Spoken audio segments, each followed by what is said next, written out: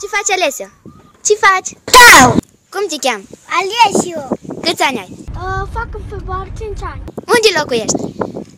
Cluj!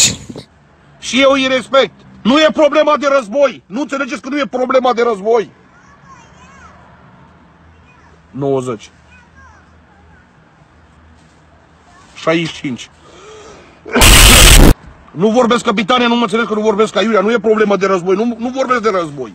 Baby, for you kiss my boy, come on, baby, watch it, nice star, big la, shit, baby, big la, shit, my baby, out my life, shit, baby, but it's star boy. You know what to do with that big fat butt.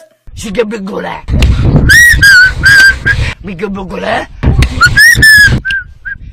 Am fost acolo, doamnă. Doi indivizi dintre ei m-au apostat cu o bâtă. Mi-a dat cu bâta în antebraț. Eu m-am chinuit foarte mult timp să fac antebrațul ăsta, ei mi-a dat de m-a julit. Și acum, după ce mi-a dat ei cu bâta, în mână, eu am pus mâna, am luat și o bâtă și i-am dat lui unul în față și lui altul i-am dat perversă, ca pe Târgu Ocna aici.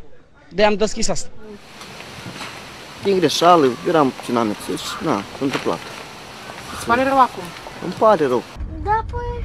Frumos, elegant, crichet, îmi pare rău. Da, pula! Bă, ce faci?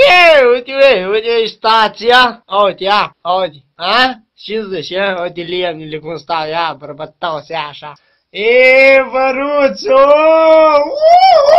M-am batat, bă! Mă, muce, hai jos de acolo, băi!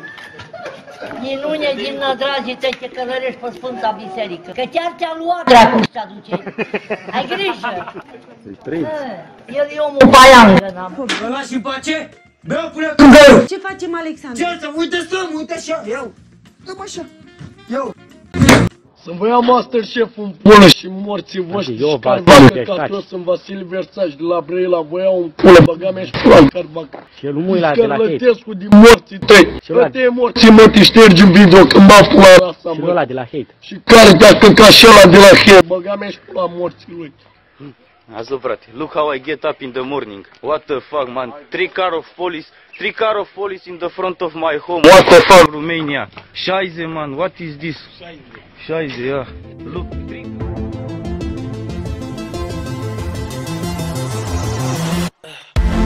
I'm trying to put you in the worst mood. Be one cleaner than your church shoes. Really point to just to hurt you.